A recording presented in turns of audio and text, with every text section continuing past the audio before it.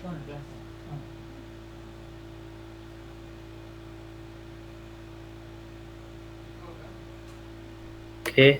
Assalamualaikum dan selamat pagi. Boleh check suara, boleh dengar suara, boleh tengok slide, nampak slide. Salam boleh sir. Alright. So ada 6-7 orang lah, tak ada lagi Okay, alright, tak apa. Okay, so kita sambung kita sekarang ni dekat masih di chapter 7. Okay, so selasa lepas kita dah discuss lah introduction, teori. First thing kita discuss teori tentang fan ataupun blower, sama je. Okay, so kita dah tengok fan curve macam mana nak construct fan curve, and then kita ada affinity law. Okay, and then kita dah intro sikit lah berkenaan dengan ducting. Okay, so previously what we have seen, there are 3 type of duct design method. We have three methods so that we can design our ducting system. First one is equal friction, and then number 2 velocity reduction, and number 3 is static rigging. Okay, so again, as I mentioned, we will focus on equal friction method. Okay, because why? Because this equal friction method ni almost being used by everybody in the industry. Okay, saya tak pernah jumpa lagi orang design duct menggunakan method lain. Okay, so as far as I'm concerned, and then bila saya dah tengok pun survey, tengok orang lain buat, this is the most used method in the industry, ataupun orang memang pakai method ni lah, okay, because dia punya cara dia lebih mudah. Okay,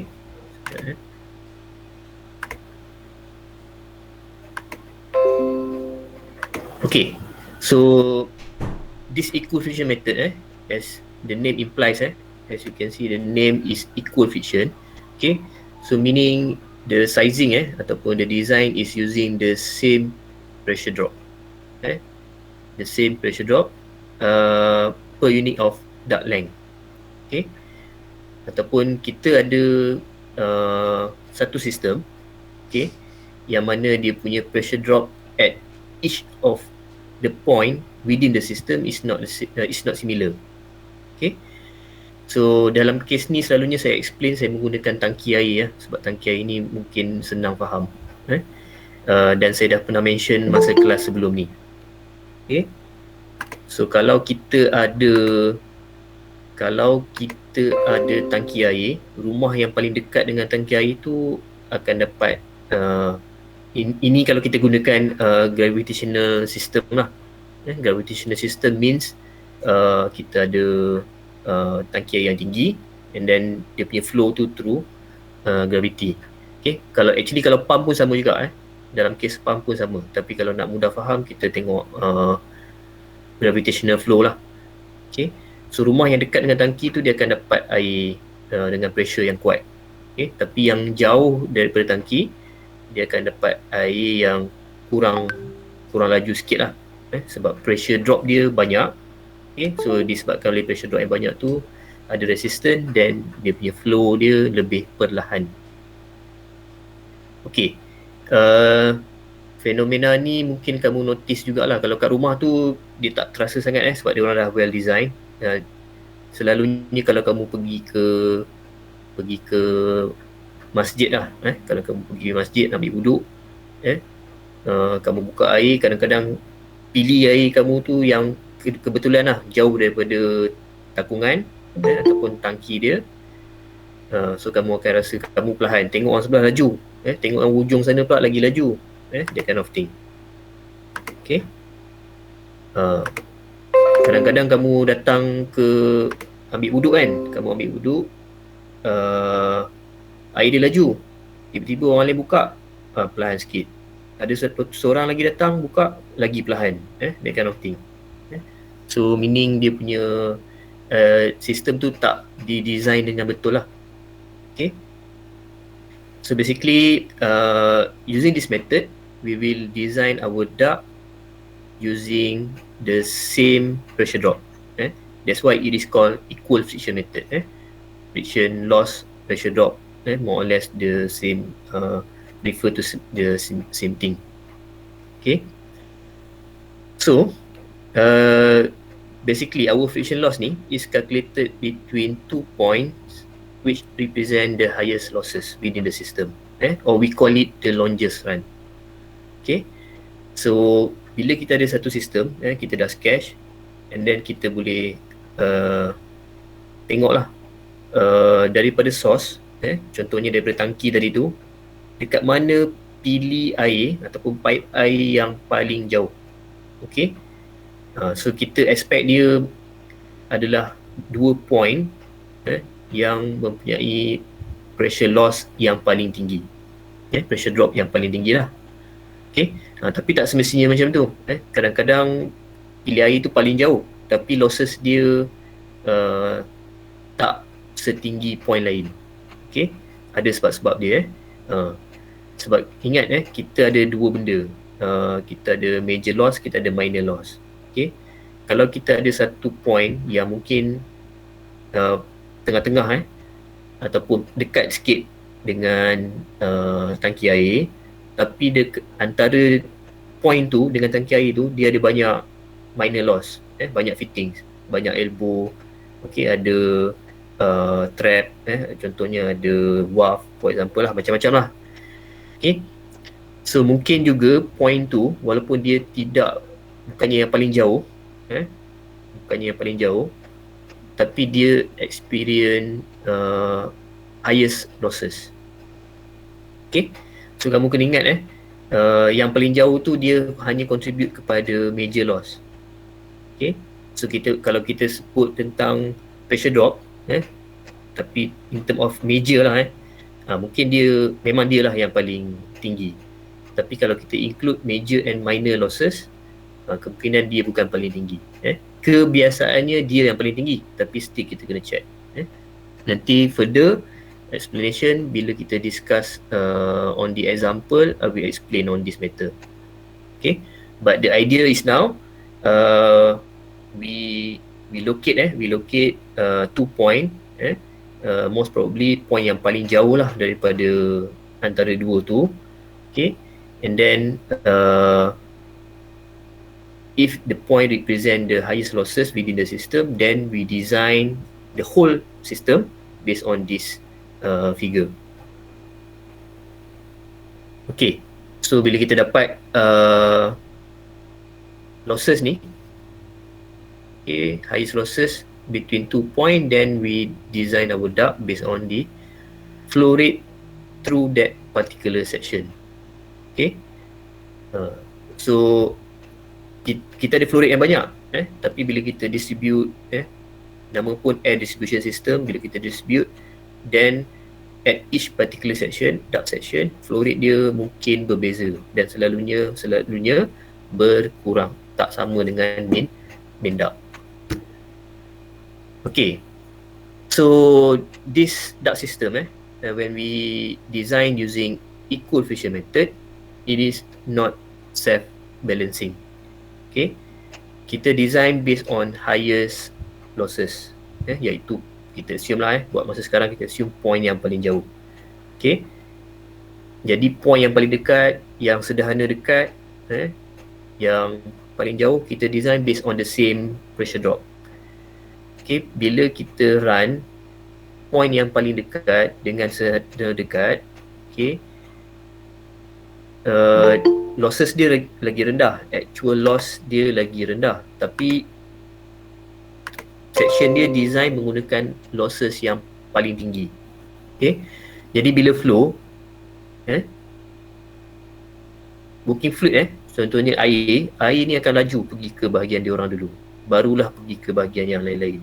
Okay, sebab resistant kita design based on resistant yang tinggi, okay, tapi resistant dia rendah.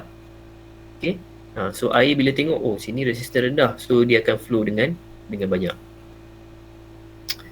Okay, so bila dia tak well balanced, jadi kita yang kena buat balancing ni.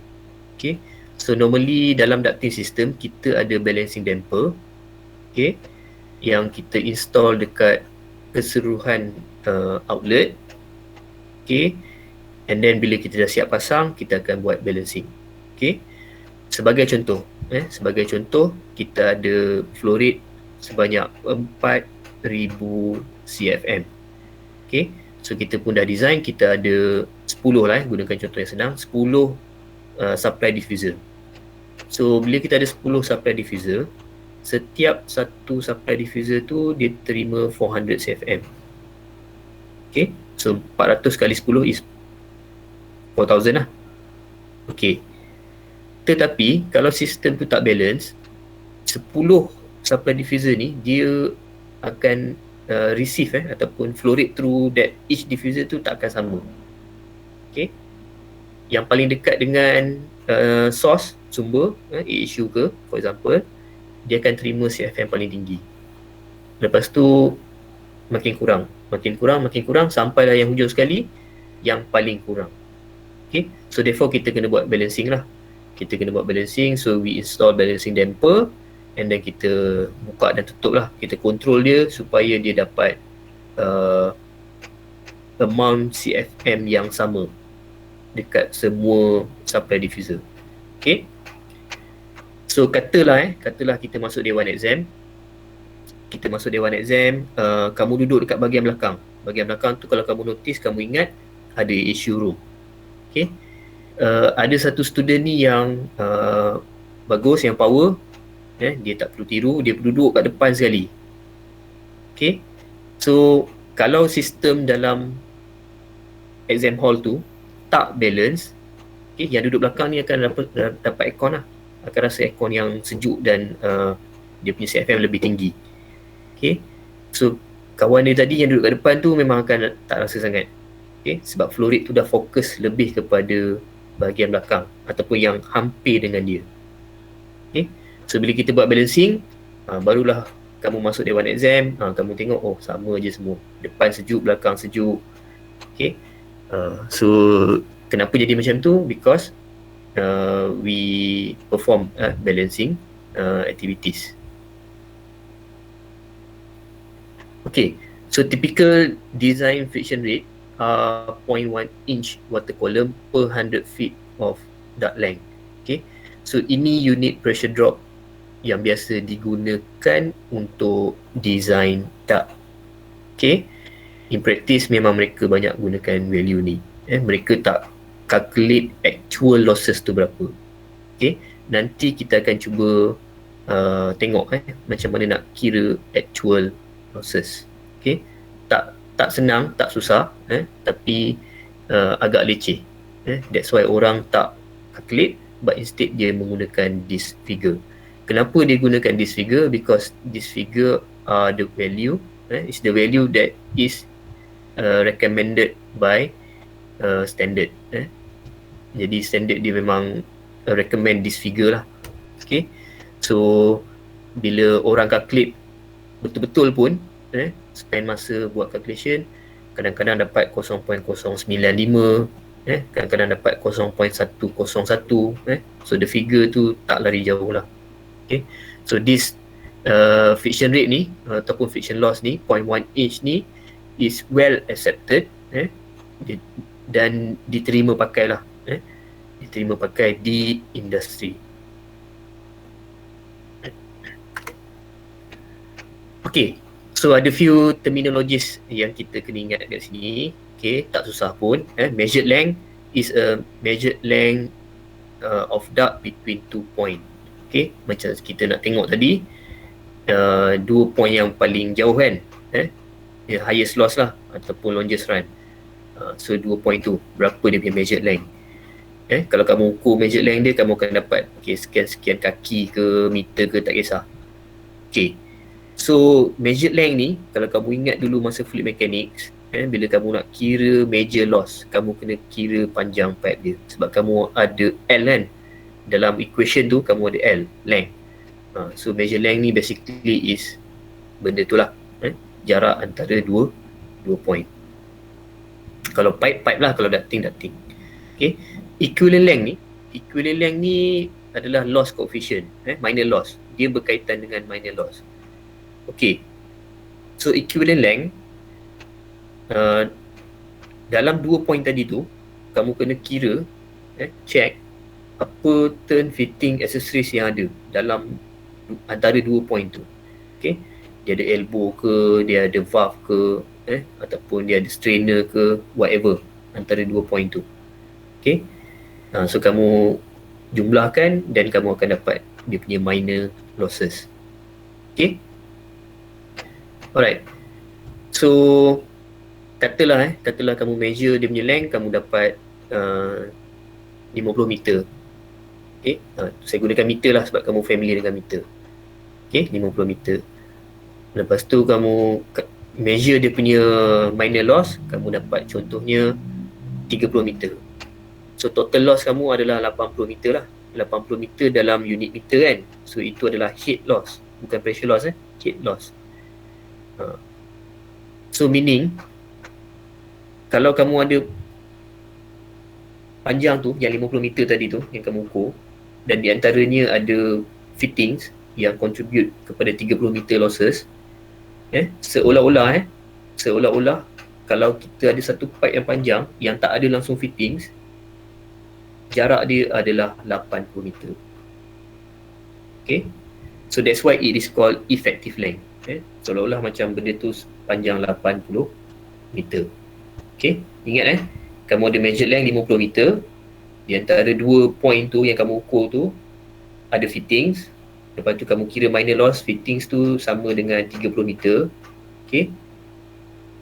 Panjang pipe 50 meter plus fittings tu total 80 meter. Seolah-olah dia satu pipe yang panjang yang tak ada langsung fittings, yang mana dia punya major loss dia adalah 80 meter. So in other words, panjang dia tu kosong, pipe kosong 80 meter. So that one is called effective length. Okay. So apa yang kamu kira dulu sebenarnya macam itulah. Measured length, panjang yang betul. Lepas tu equivalent dia punya minor loss tu contribute kepada additional losses lah. Okay. So dalam HVAC ni selalunya katalah kita ada satu valve, contohnya valve tu dia punya loss coefficient, loss coefficient dia berapa? 10 kaki contohnya, satu valve losses dia 10 kaki. Bermaksud losses valve untuk valve tu saja bersamaan dengan losses kalau kita ada 10 kaki ducting. Okay, ataupun pipe. Alright. So hopefully kamu faham lah untuk chapter ni, chapter akan datang actually memang susah sikit nak terangkan dan mungkin saya akan gunakan bahasa Malaysia lah untuk memudahkan lagi faham. Banyak gunakan bahasa Malaysia. Okay. So that one is called effective length. Okay. So you boleh imagine this effective length is more or less macam sama lah dia macam major total loss. Okay. Sebab dia major plus minor losses. Okay. Next terminologies yang kita ada is external static pressure, which means that the ability of the fan or blower to overcome pressure drop. Okay. Kalau kita, ini yang kita sketch dekat fan curve tadi tu. Kita ada static pressure dekat bahagian y-axis ni. Okay. Dekat yang part C yang vertical tu lah. Kita ada static pressure, kita ada airflow, lepas tu kita ada curve semua tu. Okay. Sebagai contoh, kamu dah kira static pressure ataupun pressure drop. Pressure drop dia katalah 10. Okay, katalah 10. Saya tak bagi unit saya bagi tahu nombor je, katalah 10. Lepas tu kamu punya fan ataupun blower, dia punya external static pressure dia sekian-sekian numbers. Contohnya 20. Okay. So kalau dia lagi tinggi daripada losses, then dia boleh ada flow lah. Contohnya dia boleh flow. Kalau dia ada 5 je, memang kamu tak akan dapat sebab dia tak boleh nak overcome pressure drop. Okay. So ini kita panggil dia external static pressure. The other one is available static pressure. Sama juga external static pressure tapi minus dengan losses yang fan tu kena lalui. Okay. So normally it is across 4 components, main components, which are the cooling coil. Fan tu kena blow udara nak melepasi cooling coil, nak melepasi filter, okay, and then through the supply diffuser. Kalau kita ada return grill, then also including return. Okay, tak apa, nanti kita akan tengok nanti lagi. Alright, supply air outlet. Supply air outlet ni macam tadilah, kita ada 4000 CFM. Okay, bila kita ada 4000 CFM, kita boleh design, boleh ada for example 10 supply diffuser. Okay, 10 supply diffuser. Tapi kalau kamu nak buat 12 pun boleh, kalau kamu nak buat 8 pun boleh. So actually design dia a bit flexible. Okay, so satu diffuser tu kita ada recommended CFM. Okay, tak boleh tinggi sangat, tak boleh rendah sangat. Okay, so normally in practice CFM yang kita gunakan untuk per diffuser is around 200 to 400 CFM. Okay, per diffuser. Okay, so kalau kita tengok kat sini ni, temperature differential at outlet, maksudnya outlet dengan dalam bilik tu berapa temperature difference. Okay, so let's say kita supply pada 55 Fahrenheit, bilik kita 75 Fahrenheit. Okay, so kita ada temperature difference of 20 Fahrenheit. Okay, so bila 20 Fahrenheit, kita ada ceiling height sekian. Okay, so katalah normally 10 kaki. Okay, 10 kaki. Kalau tengok kat sini, CFM yang direkomend adalah 1400. Okay, so ni agak tinggi lah. Okay, actually dia pakai hanya this figure je. Kenapa dia pakai this figure? Actually ceiling height untuk normal building 10 kaki, tapi lepas tolak suspended ceiling, okay, suspended ceiling board tu, ruang yang kita ada normally just dalam 7-8 kaki macam tu je lah. Okay, so that's why saya kata tadi dalam 200 hingga 400 kan, 200 hingga 400 CFM. Okay, so that's why kat sini figure dia 250 CFM lah. Okay, so this is the recommended CFM. Okay, but in practice 200 to 400 CFM. Okay, kalau kita pakai betul-betul ceiling height yang actual, then terlampau besar lah, so it is not practical. Okay, so ini recommended outlet velocities. So ini velocities, so meaning unit dia feet per minute, bukan CFM. Okay, so bila kita set kita punya CFM tu, make sure kita kena pastikan dia punya velocity pun tidak melebihi all this recommended value. Okay, so kamu ada satu supply diffuser, lubang aircon tu, kamu tahu dia punya diameter, kamu tahu berapa CFM dia. Okay, daripada diameter kamu boleh calculate area, daripada CFM tu kamu tahu dia punya volume flow rate, so kamu boleh calculate dapatkan velocities. Okay, but in fact kalau saya tunjukkan sikit kat sini, kalau kita design menggunakan duct calculator ni, actually bila kita set dia diameter dan juga CFM, okay, nampak diameter dan juga CFM, actually kita boleh baca dia punya berapa dia punya velocity. Okay, so dalam duct calculator ni ataupun alat yang kita gunakan untuk design tu, dia dah tahu dah kalau CFM sekian-sekian, duct diameter sekian-sekian, berapa dia punya velocity. Jawapan dia samalah macam kalau kita kira manual. Okay, tapi function dia supaya kita make sure velocity tu tak lebih daripada yang sepatutnya, ataupun yang dia recommend lah. Kalau laju sangat nanti akan menyebabkan masalah-masalah lain, okay, termasuklah bunyi bising. Okay, kita buat classroom, kita design lecture hall, kita design auditorium, okay, kita nak dengar orang bercakap, kita nak dengar orang bercakap, tapi disebabkan ducting tu bising, duk dengar bunyi ducting pula kan, bunyi bising tu, so tak bagus lah. Ataupun kita design office, ducting bunyi bising, duk buat kerja duk dengar bunyi bising, bunyi ducting, so tak. That's why dilimitkan dia punya velocity tu.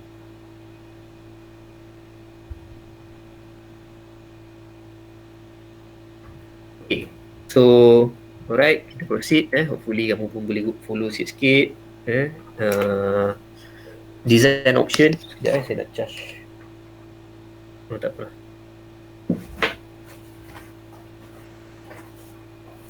Okay, so design option kita ada manual calculation. Of course, everything semua boleh dikira secara manual. Okay, and then kita ada friction chart. Yang mana kita boleh gunakan chart untuk buat selection. Daripada chart tak boleh buat calculation lah. Dah ada chart, kita boleh buat selection je. And then kita boleh buat gunakan duct to later. Okay, macam yang saya tunjukkan tadi. And then finally kita boleh gunakan software. Okay, so nanti saya akan bagi kamu satu software lah yang mana kamu boleh gunakan untuk duct design.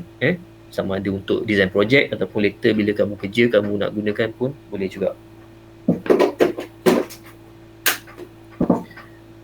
Okay, so first kita tengok, this one is the friction chart. Okay, so friction chart ni kita ada friction loss kat sini. Okay, kalau kamu tengok unit dia inch of water per 100 feet. Okay, so ini yang tadi tu yang kita tengok masa awal-awal tadi, typical friction rate tu 0.1 inch water column per 100 feet duct length. Okay, so ini memang unit yang biasa lah untuk design duct. Kita tak gunakan pressure drop dalam Pascal, kita tak gunakan pressure drop dalam PSI, kita tak gunakan pressure drop dalam pound per square inch, PSI lah. Tak gunakan dalam unit-unit tersebut. Instead we use inch of water column. Ada orang tulis water column, WC, ada orang tulis WG, WG2 water gauge lah. Okay, sama je. Kalau SI unit dia tulis sekian-sekian mm per meter. Okay, sebab inch dengan feet kan unit apa length kan, berapa inci, 12 inci sama dengan satu kaki kan. Tapi dia tak sama tu. Inch of water column per 100 feet duct length refer to two different things. Okay, kalau kamu pergi makmal fluid mechanics ataupun thermo dulu, kamu ada manometer, dekat manometer tu kamu boleh nampak, kamu boleh baca kan pressure drop berapa, ataupun atmospheric pressure berapa. Contohnya kamu tengok dekat cecair yang warna merah tu, lepas tu kamu baca okay 760 mm H2O, itu maksud dia. Okay, cuma kamu tak familiar je lah. Kamu tahu, pernah jumpa, pernah gunakan benda ni. Saya tahu sebab mestilah kamu pernah masuk lab kan, lab thermo, lab fluid kan. Ada manometer, ada cecair warna merah dalam tu. Okay, so kamu tahu 760 mm H2O atmospheric pressure, tapi kamu gunakan dalam unit Pascal ataupun kilo Pascal ataupun ATM. Okay, ataupun bar. Alright. So kita ada friction loss, and then kita ada air quantity, flow rate lah ni, air flow, CFM.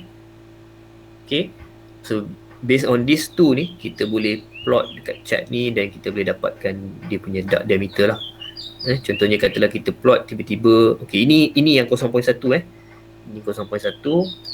So katalah kita plot, kita dapat kat sini.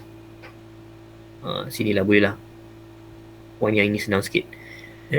flow rate kita contohnya 250 CFM. 250 betul-betul. Ini 200, 500.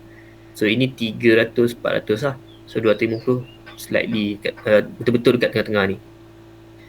So kalau kita buat straight vertical line, lepas tu sini 0.1, let's say kita gunakan 0.1, kita dapat lebih kurang kat sini point ni. So kalau kamu dapat point ni, kamu boleh baca lah. Tengok dekat sini, okay, ini 8 inci. Okay. And then dia punya velocity 650 feet per minute. Okay. 650 tu okay lah, boleh lah. Okay lah. Tak teruk sangat lah. So dekat macam tu lah cara nak, macam mana nak baca ataupun nak tengok friction chart ni. Okay. So kalau kamu tengok kat sini, of course kita ada dua input lah, which is the friction loss and also the air quantity, CFM, plot, then we can determine the duct diameter, benda ni yang kita nak, and then kita boleh check dia punya velocity, okay, dalam duct tu. Alright. So daripada sini kamu boleh nampak lah kot kalau lagi tinggi CFM, lagi tinggi CFM, lagi tinggi CFM, lagi tinggi CFM, kamu akan dapat duct diameter yang lebih besar. Okay. So kamu ada satu source, AHU, duct dia paling besar kat situ lah, dekat AHU tu. Bila makin lama makin kurang CFM, ducting dia akan makin lama makin kecil. Okay. Okay, so ini friction chart Kalau satu lagi last, kalau kamu notice kat sini, kamu ada shaded area ni. Kalau kamu boleh nampak, ini kawasan yang dia gelap sikit.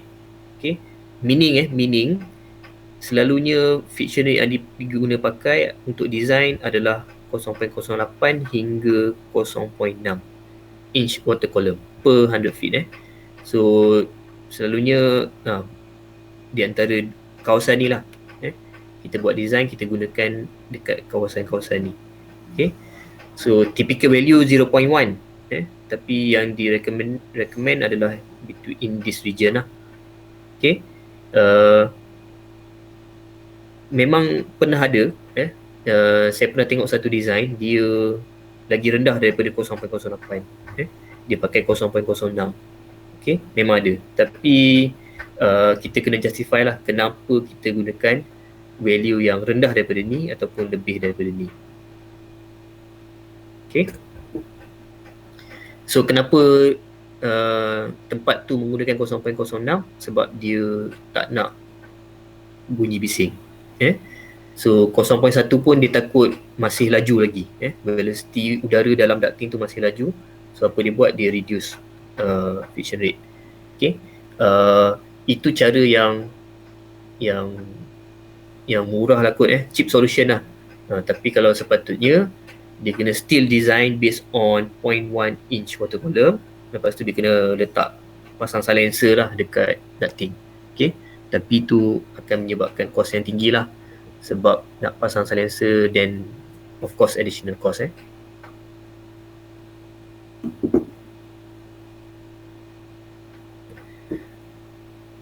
Okay.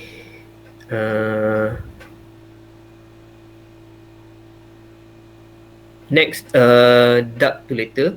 Okay, ductulator ni unfortunately kita ODL lah. Kalau dalam kelas saya akan bawa ductulator, saya akan tunjukkan. Okay, and then kita akan duduk dalam group, kita akan test pakai lah ductulator ni. But for the time being, you can refer to this YouTube link. Dia ada explain lah macam mana nak gunakan ductulator ni. Okay, so ini rupa ductulator tu. Okay, sekejap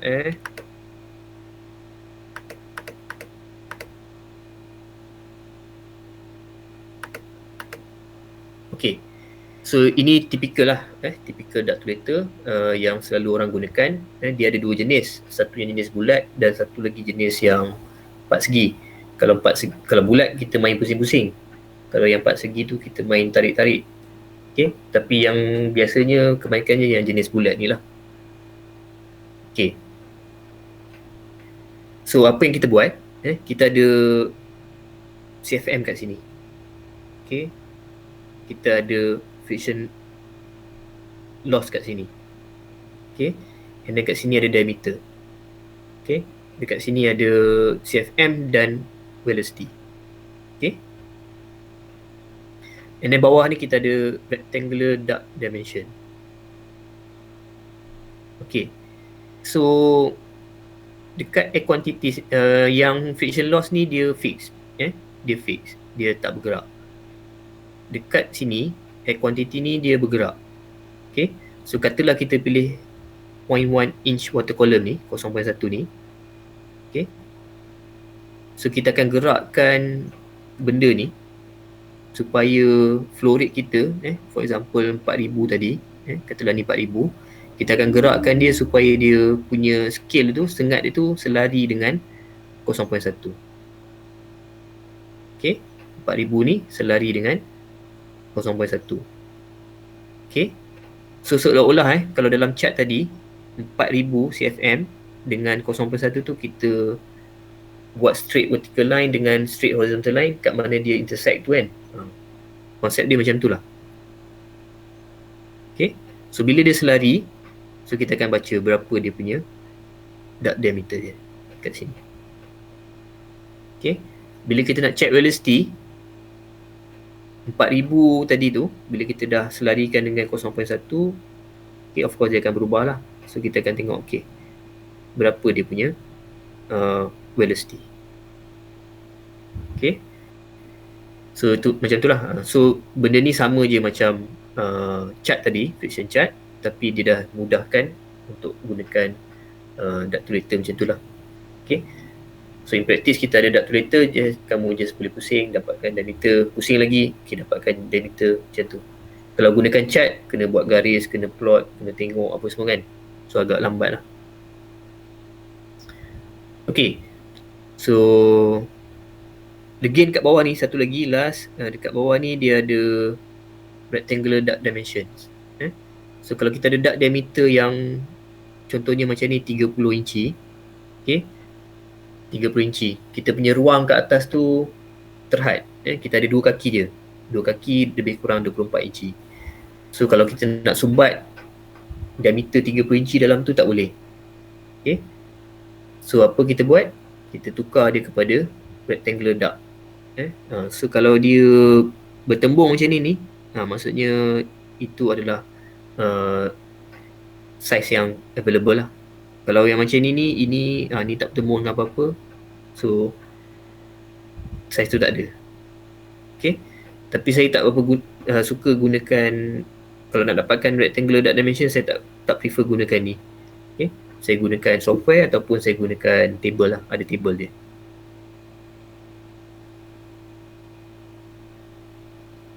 Okay, so next software. Okay, so kita ada software macam ni contohnya. Okay, so kita boleh key in, okay, berapa kita punya flow rate, berapa kita punya friction rate. Okay, roughness factor normally fix. Okay, so bila kita klik calculate, dia akan beritahu terus okay, berapa dia punya dark diameter. Okay, so in this case for example, kalau kamu nampak ni, dia bagi tahu okay, dark diameter dia 5.846 inci. 5.846 inci. Tapi kita in market kita tak ada saiz ni. Okay, kita tak ada saiz ni. So either kita pakai 5 inci ataupun 6 inci.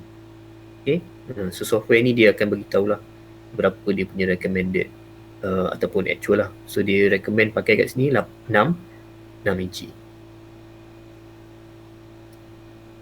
Okay, so macam dalam fluid mechanics lah, dalam fluid mechanics, katalah kamu pergi exam, kamu jawab soalan, kamu calculate, okay, contohnya dapat pipe bersaiz 2.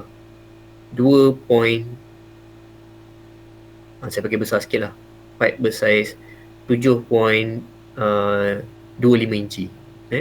Kalau kamu pergi hardware minta saiz 7.25 inci memang mungkin tak ada lah. Okay. Yang ada mungkin 7.5 inci. So kamu kena decide lah mana satu nak pakai. Okay. So nanti kita akan tengok macam mana kita buat decision saiz mana satu nak pakai. Okay. Senang je sebenarnya, tak susah pun. Bila kita tengok 5.8 tu dah lebih dekat dengan 6, so kita pakai 6 lah. Okay. Kalau kita dapat 5.8 actual, kita pakai 5 inci. Okay. Maksudnya daripada yang besar kita dah terlampau kecil tu, beza banyak. So bila kecil, kamu kena ingat velocity akan increase. Okay. Kalau kita besarkan, velocity akan reduce. Okay. So kalau besarkan sikit, reduce sikit, so tak apa. Contohnya macam dalam kes ni, kita besarkan, velocity dia reduce daripada 536 kepada 509. Tapi still dalam range yang dia set kat sini. Between 450 to 600 CFM. Kalau dia besarkan, contohnya dia pakai dia kecilkan 5 inci, mungkin velocity kat sini akan increase lebih daripada 600 sebab dia beza banyak tu.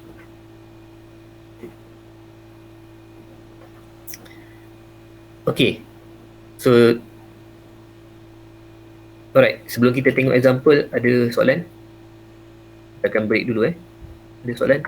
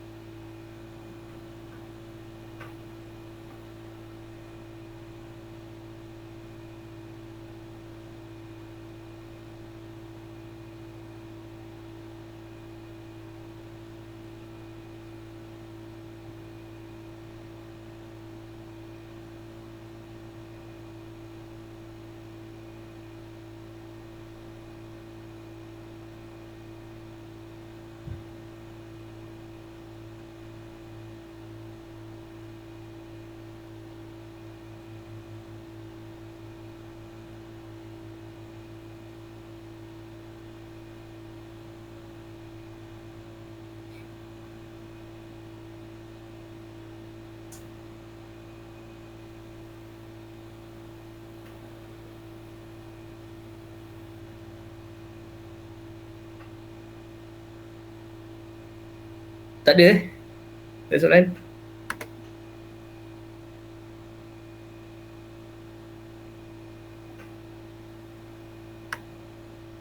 Okay.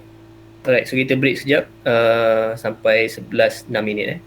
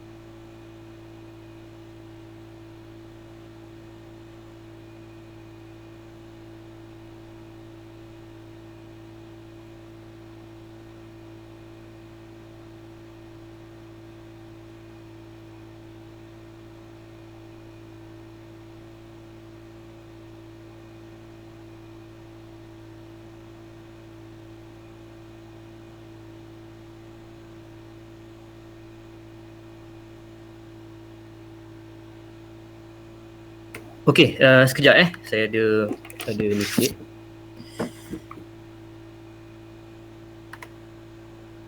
Okey.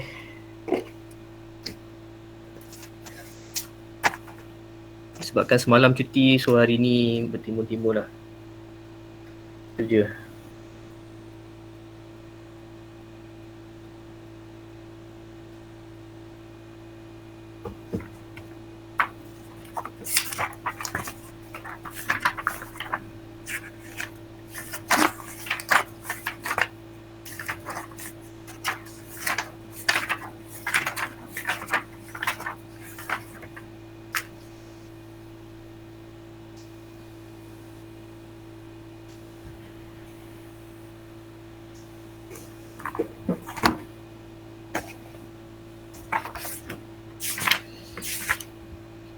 Sekejap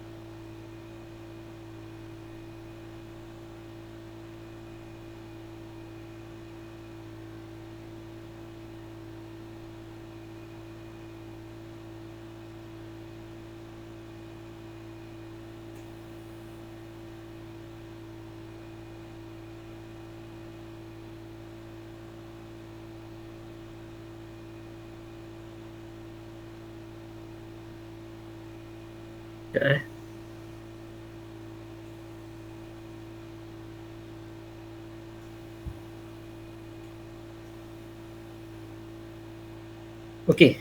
Alright, sorry Okey, kita sambung. Alright, kita tengok satu example.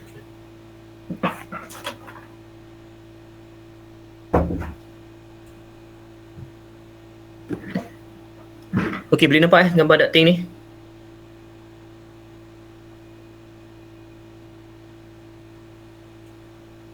Boleh nampak? Nampak. Okay. Alright, so gambar ducting ni untuk satu exercise okey lah.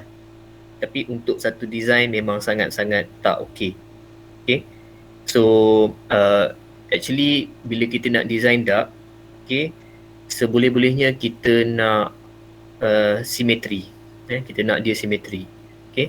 Contohnya bila kita ada satu main duct, bila kita pecah sini 4, sini pun 4. Okay. Bila kita flow lagi ke depan, bila sini pecah 4, sini pun pecah 4. Dia macam spider web lah ataupun dia simetri. Okay. So itu satu design yang orang kata apa, yang baik lah. Okay.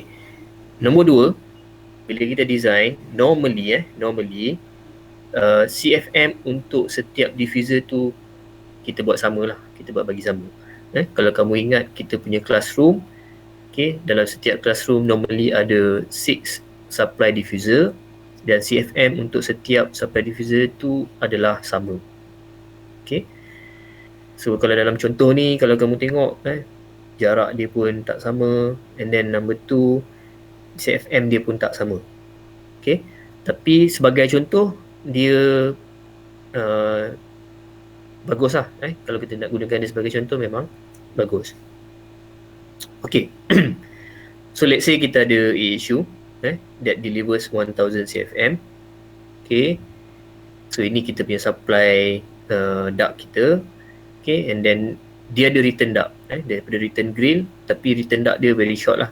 Okay, balik ke A issue. Okay, so dia supply 1000 CFM, meaning dia keluar 1000 CFM, dia distribute dalam space ni 1000 CFM, lepas tu dia akan return balik 1000 CFM. Okay, so pertama sekali kita tengok measured length. Tadi kita dah tengok kita nak buat gunakan equivalent method ni, kita kena ambil dua jarak yang so-called paling jauh lah, ataupun yang experience highest losses, ataupun losses yang paling tinggi. Okay, ini issue kita, so meaning ini kita punya source lah. Okay, so ini point kita, dan unfortunately, okay, dalam case ni kita ada return, so kita kena ambil daripada return ni, daripada point ni sampailah jarak yang paling jauh. Okay, so kalau kamu tengok gambar ni, kemungkinan point B dan kemungkinan juga point dekat sini. Okay, dua ni yang paling jauh kan. Okay, kalau kita buat simetri tak ada masalah, sama je, kita tahu dua-dua paling jauh, sini ke, tapi disebabkan simetri, so dia punya losses sama. Okay, so kita kena check ni. Okay, kita kena check jarak dia ni yang mana paling jauh. Okay, contohnya sini kita expect dia paling jauh lah, sebab dia ada macam ni. Okay, dan dekat sini dia ada additional elbow yang increase dia punya losses. Okay, so kita expect dekat sini ni yang experience the highest losses. Okay, sebenarnya kita boleh kira, tapi dalam contoh ni dia dah tahulah, ataupun dia dah bagi tahu terus, okay, ini dia punya paling jauh sekali. Okay, alright, kalau kita tak tahu, kalau kita tak confirm, kita kena kira sendiri. Okay, antara A dengan B ni berapa dia punya major dan minor losses. Yang pertama. Lepas tu kita kena buat pula antara A dengan point ni, berapa dia punya major dan minor losses. So kita compare lah, yang mana satu lebih tinggi. Yang mana satu lebih tinggi tu kita akan buat design based on that figure, berdasarkan figure yang paling tinggi tu. Okay, so dalam case ni kita tahu A sampai B, so kita pun measure lah, kita ukur lah, panjang ni campur panjang ni, campur panjang ni dan campur panjang ni. So kita dapat measured length of duct between A and B.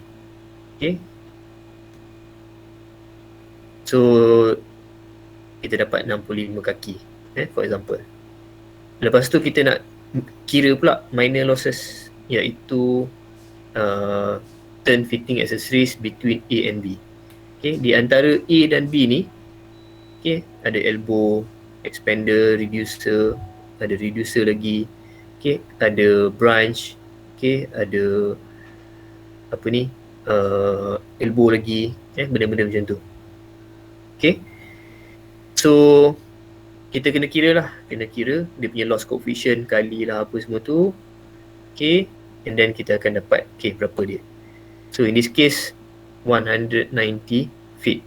Okay, so kalau kamu notice kat sini, minor loss ni dia almost 3 kali ganda daripada major loss. Okay, nama dia minor, tapi dia punya losses dia sangat-sangat tinggi, hampir lebih kurang lah 3 kali ganda. Okay, that's why dalam piping, dalam ducting, especially dalam ducting, minor loss kita tak boleh neglect. Okay, kalau kamu pergi exam fluid mechanics, dia kata neglect minor loss. Okay, tak apa, dalam exam tu tak apa, but in practice never ever neglect minor losses. Okay, because why? Because sometimes minor loss ni sangat-sangat besar dan significant compare to major loss. Okay, walaupun nama dia minor. Okay, So then kita total up dua ni, kita akan dapat effective length, okay, which is 255 feet. Okay, next apa kita buat, kita dapatkan berapa external static pressure, okay, at fan or blower tu. Okay, so kita boleh tengok daripada spec blower ataupun fan, ataupun kita tengok daripada fan curve. Okay, kita tahu fan curve kan, bentuk dia macam mana kan, ada curve macam tu kan. Okay, ada curve macam tu. Dekat part CX kita ada CFM, kita pun buat garis yang tegak tu. Okay, bila dia intersect, kita tengok berapa dia punya static pressure. Okay, sekejap Okay, contohnya macam ni lah. Okay, katalah sini 1000 CFM. So kita buat, okay, kat sini dia intersect. So kita tarik kat sini dan kita boleh baca berapa dia punya static pressure dia. Okay, static pressure of the fan at 1000 CFM.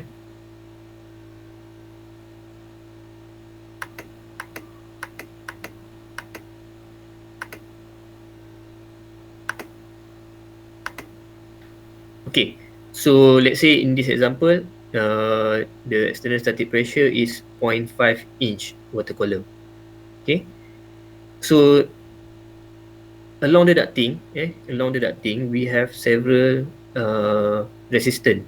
Okay, dalam issue ada filter, ada cooling coil, okay, and then finally ada supply, diffuser and return grill. Okay, so figure-figure yang saya bagi ni, 0.1 inch, 0.15 inch, 0.03, 0.03 ni is typical pressure loss across this component. Okay, yang ni typical value dia. Okay, so kalau kita ambil 0.5 ni, kita tolak setiap satu ni, so available static pressure yang tinggal hanyalah 0.19 inch water column. Okay, bermaksud kita ada fan kat sini, dia ada static pressure yang tinggi 0.5 inci for example, tapi tolak dengan benda-benda penting yang menghalang laluan dia, contohnya cooling coil, air filter dan diffuser ni. Okay, baki dia 0.19. So 0.19 ni yang dia ada untuk flow, untuk lawan resistant yang major loss dan minor loss tadi pula. Okay, so available static pressure is 0.19 inch. Okay, so then kita boleh calculate lah friction loss kita, which is 0.19 inch, okay, kali dengan 100 bahagi dengan 255. Okay, so kita akan dapat 0.075 inch water column per 100 feet duct length. Okay, so kenapa bahagi 255 ni? Of course nilai ni lah. Kenapa kali 100? Supaya kita boleh measure losses untuk setiap 100 kaki. Okay, sebenarnya tak perlu, tapi kalau kita kira per kaki, nilai ni akan jadi terlampau kecil, which is 0.00075. Okay, so terlampau kecil lah. So dia measure per 100 feet. Okay, so kalau per feet then nilai yang lain, tapi benda dia benda yang sama. Okay, so based on this figure ni 0.075 inci ni, kita akan design. Okay, kita nak design ducting yang kat sini. Okay, ducting yang dekat sini. Okay, dan juga ducting yang dekat sini. Okay, tiga tempat ni kita nak design. Sebenarnya semua kita kena design, tapi dalam contoh ni kita design 3 tempat ini sahaja. Okay, so untuk duct design, bila dia keluar 1000 CFM, bila dia discharge, okay, 5 branch ni kamu boleh kira berapa total dia, dan kamu ambil 1000 tolak lah dia punya 5 yang dia dah keluar. So baki dia 517 CFM. Kalau kita maintain size yang sama, okay, kalau kita maintain size yang sama, kita punya velocity akan berkurang. Jadi kita punya flow rate kat sini ataupun laju kat sini akan slow kat sini. So kita kena kecilkan dia supaya kita boleh maintain flow rate tersebut. Okay. Alright. Next, equivalent length ni 190 feet ni. Mana datang dia? Okay, kamu ada formula yang kamu pernah gunakan dalam fluid mechanics ataupun in practice normally kita dah ada katalog. Okay, kita ada katalog macam ni, kita dah boleh tahu dah.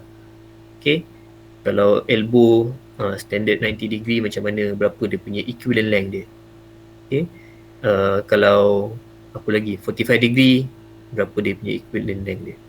Okay, so kita ada banyak komponen ataupun accessories. Setiap accessories tu ada dia punya losses. Okay, so contohnya yang ini, kita ada katalah standard 90 degree elbow, okay, yang radius per diameter dia, ratio dia ini, okay, size dia katalah 30 inci, 12 inci. So dia punya equivalent length dia adalah 30 in this case kejap unit apa ni, 30 inci.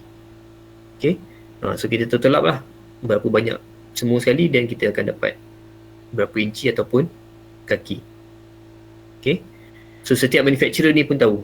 Contohnya saya manufacture elbow, okay, untuk pipe. Okay, so bila elbow saya dah siap, saya boleh buat test, saya boleh tahu berapa dia punya losses dekat elbow saya tu. Okay, so kalau saya jual elbow tu, kalau ada klien yang beli dan dia tanya berapa equivalent length dia, saya boleh kata, okay, elbow saya ni dia punya losses dia 10 inci for example. Maksudnya elbow kecil tapi losses dia sama dengan panjang pipe sebanyak 10 inci. Okay, ini untuk round duct, ini untuk rectangular duct. Okay, so based on that figure tadi tu, 1000 CFM, 517 CFM, 107 CFM, okay, then nak senang kita buatlah straight vertical line. Okay, and then kat sini pula kita buat straight horizontal line. 0.075. So garisan hijau ni nampak macam bukan dekat tengah-tengah. Okay, sebab susah nak adjust dia kat sini. Tapi actually dia perlu di tengah-tengah lah. Sini 0.05, sini 0.08, so ini 0.06, 0.07, so 0.075 ni in between these two. Okay, sepatutnya dekat tengah-tengah. Kalau kamu pakai pencil atau pen, dia lebih accurate lah berbanding line yang saya buat ni. Okay, so first sekali intersection point dia kita dah dapat kat sini, dekat sini dan dekat sini. Okay, so untuk 1000 CFM ini point kita. Okay, kalau kamu baca kat sini dia between 14 to 16 inch. Okay, dia lebih sikit daripada 14 inci. Okay, so based on this kita pun buat judgement. Okay, dia dekat dengan 14, so kita ambil 14. Okay, untuk 517, let's say sini 517, ini intersection point, dia di antara 10 dengan 12. Okay, nampak macam dia lebih dekat dengan 12, so kita pun ambil 12. Okay, 107 intersection point kat sini, so antara 6 dengan 7. Okay, so antara 6 dengan 7 nampak macam dekat dengan 6, so kita pun ambil 6.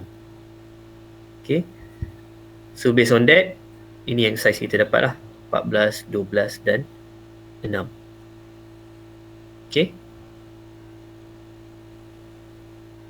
Alright, saya tunjukkan satu contoh.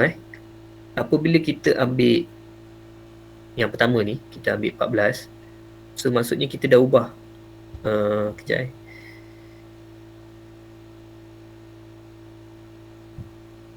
kita ambil yang ni lah, senang sikit, nampak sikit. Yang ini, point dia dekat sini. Point dia dekat sini. Bila kita ambil 6, maksudnya point kita dah jadi dekat sini. Nampak kat sini naik atas sikit. So ini 6 inci.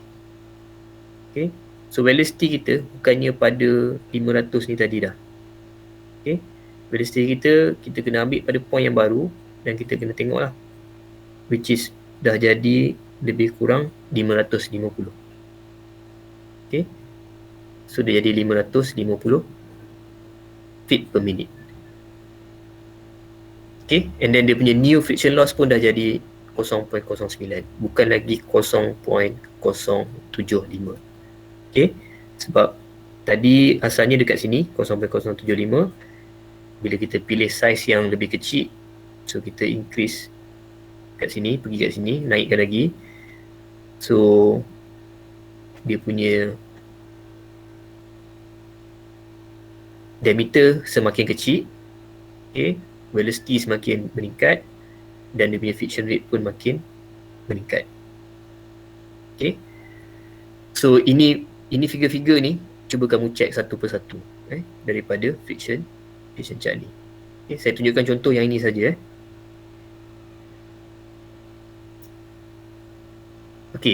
So bila kita plot, kita boleh dapatkan diameter, boleh dapatkan velocity dan juga new friction loss ataupun friction rate.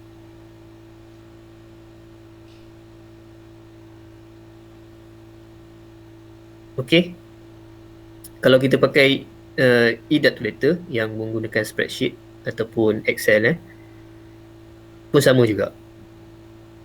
Kita set kita punya losses and then kita masuk kita punya flow rate. Yang ini, dan dia akan bagi berapa dia punya duct diameter dia. So kalau berdasarkan ni, disebabkan dia gunakan Excel, dia kira dengan lebih tepat lah. Bila dia kira dengan lebih tepat, dia akan dapat 935 berbanding 900 yang kita hanya, orang kata apa, tengok dengan mata kasar lah berdasarkan chart. Velocity ni pun, dia punya losses pun kita tengok daripada chart, agak-agak tadi 0.09, tapi dia actually 0.088, which is tak lari jauh lah. Velocity kita tengok 550, kita anggarkan daripada chart, actually it is 545 feet per minute. So of course Excel lagi tepat, software pun lebih tepat.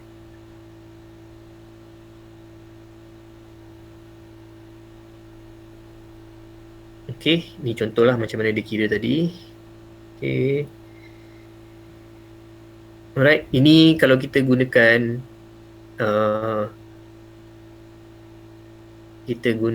apa tadi? Software.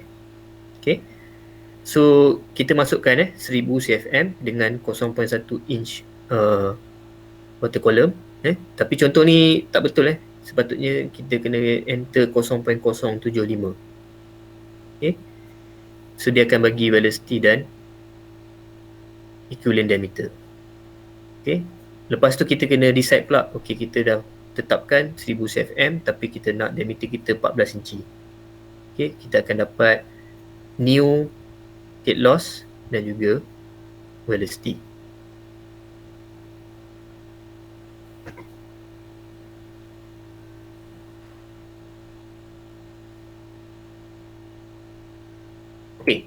So untuk hari ni saya rasa cukup sampai sini. Alright, yang penting sekali kamu go through balik, tengok dan fahamkan macam mana duct design method menggunakan equal friction method ni.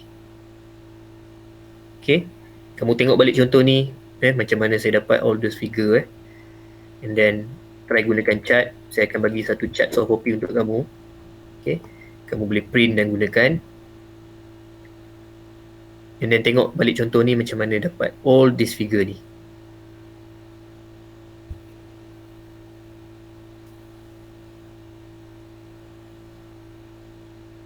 Okay, nanti kita akan sambung pada hari Selasa depan. Kita akan sambung lagi. Selasa depan cuti So kamu boleh tengok-tengok, ada exercise, kamu boleh try buat apa semua lah. Okay, so nanti next, lepas mid-term break lagi sekali ni, kita akan sambung, habiskan. Okay, agak-agak okay tak? Boleh follow tak? Tapi memang betul susah sikit nak explain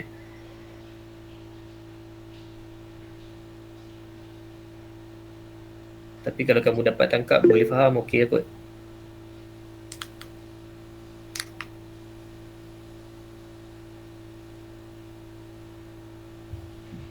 Okey.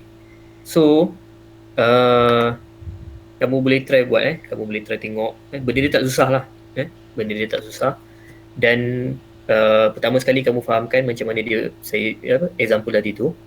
Dan cuba kamu relate-relatekan dengan fluid mechanics yang kamu belajar dulu. Major loss, minor loss, apa semua lah. Okay. So, cuba kamu tengok contoh ni. Macam mana kita dapatkan all those figure. Dan macam mana kamu jawab exam dulu. Kalau macam length, contohnya yang ni lah. Yang ni memang senang. Sebab dulu masa exam kamu dalam gambar tu dia bagi dah jarak dia berapa. Panjang ni berapa, panjang ni berapa, panjang ni berapa, panjang ni berapa. So kamu pun buat jawab exam, okay, length dia sama dengan sekian. Okay, equivalent length, kamu kira dia punya KL, loss coefficient tu. Ini 0. berapa ke 1 ke tak kisah berapa, kamu tambahkan semua. So total dia summation of KL V squared over 2G. So kamu dapat nilai dia. Okay, so sama je. Cuma kamu relate kan. Tapi in practice kita dah tak gunakan formula-formula tu. Kalau equivalent length, kita straightforward dapatkan daripada table-table. Okay, dan benda-benda ni kita boleh dapatkan daripada supplier. Supplier pun sepatutnya tahu berapa dia punya equivalent length untuk komponen dia. Okay, saya buat elbow, saya buat valve. Kalau saya jual, orang tanya berapa losses, takkan saya tak boleh jawab. Okay, so sepatutnya bila saya buat, manufacturer buat, dia akan buat test, dia akan tahu okay, dia punya ni berapa losses dia.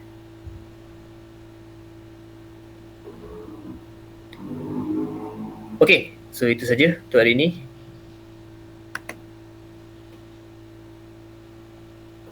So again, selamat bercuti. Ada masa boleh tengok-tengok. Thank you, sir. Kita nak arrange untuk talk lah. Siapa-siapa boleh recommend kalau ada kenal engineer yang kat luar, bos ke siapa-siapa ke, untuk tempat intern ke, untuk kita jemput dia bagi ceramah.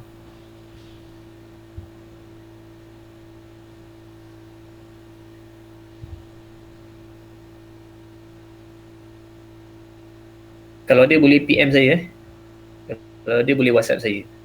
Contohnya kamu dulu praktikal dekat sekian-sekian tempat, buat HVAC, ada buat design contohnya untuk sekian-sekian bangunan, boleh inform saya. Mungkin kita boleh jemput syarikat tu, wakil syarikat lah, jurutera ke siapa tak kisah, untuk dia bagi talk kat kita lah, macam mana dia design untuk, ataupun buat design aircon untuk bangunan tersebut.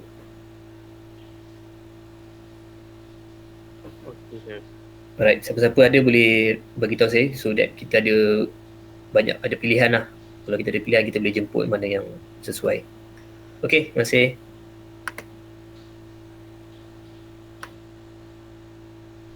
Okay, sir. Thank you. Thank you, sir. Alright. Thank you, sir.